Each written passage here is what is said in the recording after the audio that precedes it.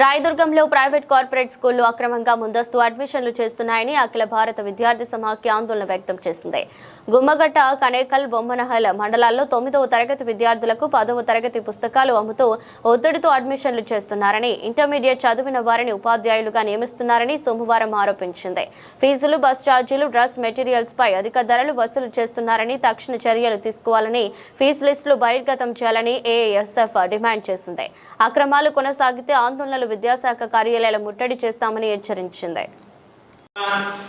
స్థానిక సిపిఐ కార్యాలయంలో ఏఎస్ఎఫ్ ఆధ్వర్యంలో విలేకరుల సమావేశం ఏర్పాటు చేసుకోవడం జరిగింది. ఈ సమావేశం యొక్క ముఖ్య ఉద్దేశం అంటే ప్రైవేట్ కార్పొరేట్ విద్యా సంస్థలని ధనాధనేయంగా ఈరోజు అకాడమిక్ ఇయర్ కూడా ఈరోజు ఓపెన్ కాకముందే, ఈరోజు క్లోజ్ కాకముందే ఈరోజు అడ్మిషన్స్ ఓపెన్ చేస్తున్నటువంటి సందర్భం ఉంది. ఈరోజు హాలిడేస్ వస్తే చాలు ఈరోజు టీచర్స్ను పెట్టి ఈరోజు ప్రత్యేకంగా శాలరీలు ఇచ్చి మరి ఈరోజు అడ్మిషన్స్ ఇస్తా ఉన్నటువంటి పరిస్థితి ఈరోజు మన రాయదుర్గం నియోజకవర్గంలో ఉంది. ఇదంతా కూడా విద్యాశాఖ అధికారులు చూస్తున్నప్పటికీ కూడా వాళ్ళ కొమ్ము కాస్తూ ఈరోజు విద్యాశాఖ అధికారులు వ్యవహరిస్తూ ఉన్నారు. పలుమార్లు ఎన్నిసార్లు విన్నవించినా కూడా ఈరోజు విద్యాశాఖ అధికారులు పట్టించుకోవడం లేదు. గతంలో కావచ్చు, ఇప్పుడు కావచ్చు, ఎప్పుడు కూడా ఈరోజు విద్యాశాఖ అధికారులు పట్టించుకోవడం, వాళ్ళు ఇచ్చే ముడుపులకు అమ్ముడిపోయి ఈరోజు విద్యాశాఖ అధికారి ఈరోజు స్పందించడం లేదని చెప్పి స్పష్టంగా ఈరోజు తెలియజేస్తా ఉన్నా. ఈరోజు ఇక్కడ ఉన్నటువంటి నారాయణ కావచ్చు, ఉన్నటువంటి పిఎస్ఆర్ కావచ్చు, భావన కావచ్చు, ఉన్నటువంటి స్టోన్ వ్యాలీ కావచ్చు, ఇలాంటి పెద్ద పెద్ద విద్యా సంస్థలన్నీ కూడా ఈరోజు ముందస్తుగానే బయట పుస్తకాలు తెప్పించి ఈరోజు 10th క్లాస్ విద్యార్థులకు ఈరోజు బయటకు పోకముందని ఈరోజు 9th క్లాస్ విద్యార్థులకి 10th క్లాస్ సిలబస్ చెప్తా ఉన్నారు. ఇది ఎక్కడ రూల్ అని చెప్పేసి ఈరోజు ఏఎస్ఎఫ్ సూటిగా ప్రకటిస్తా ఉన్నా.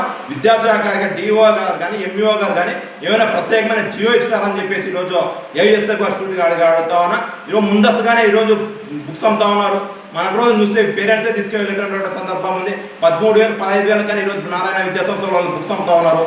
ఇవన్నీ విద్యాశాఖ అధికారులకు ఈరోజు కనబడటం లేదని చెప్పేసి ఏఎస్ఎఫ్ అడుగుతాను. అదేవిధంగా ఈరోజు కనేకల్ మండల వ్యాప్తంగా కూడా ఈరోజు బ్యానర్లు వేసి అడ్మిషన్స్ ఓపెన్ అని చెప్పేసి ఈరోజు విచ్చలవిడిగా వేస్తూ ఉన్నారు. ఈరోజు ఎక్కడ స్కూల్ ముందులో కావచ్చు, ఉన్నటువంటి పబ్లిక్ ప్రదేశాల్లో కావచ్చు, ఈరోజు అడ్మిషన్స్ ఓపెన్ అని చెప్పి చేస్తూ ఉన్నారు. ఇది సరైన పద్ధతి కాదు. వెంటనే కూడా కార్పొరేట్ ప్రైవేట్ విద్యా సంస్థల విద్యా దోపిడిని అరికట్టాలి. ముందస్తు అడ్మిషన్ ఏదైతే చేస్తారో అడ్మిషన్స్ కూడా ఈరోజు అరికట్టే విధంగా ఈరోజు ఎంఈఓ కావచ్చు, ఉన్నటువంటి డిఓ గారు కూడా ఈరోజు చర్య తీసుకోవాలని చెప్పేసి కూడా తెలియజేస్తాం. లేని పక్షంలో కూడా ఏఎస్ఎఫ్ ఆధ్వర్యంలో ఎంఈఓ కార్యాలయం దగ్గర విద్యాశాఖ అధికారుల దగ్గర అయితేనేమి ఎక్కడైతే అక్కడ ఉంటారో అక్కడ పెద్ద ఎత్తున కూడా ఆందోళన కార్యక్రమం స్వీకరణ జరుగుతా. ఏదైతే ఈ రాయదుర్గం నియోజకవర్గ వ్యాప్తంగా ప్రైవేట్ స్కూల్స్ ఉన్నాయి, ప్రైవేట్ స్కూల్ యాజమాన్యం కూడా ఒకటే తెలియజేస్తాం.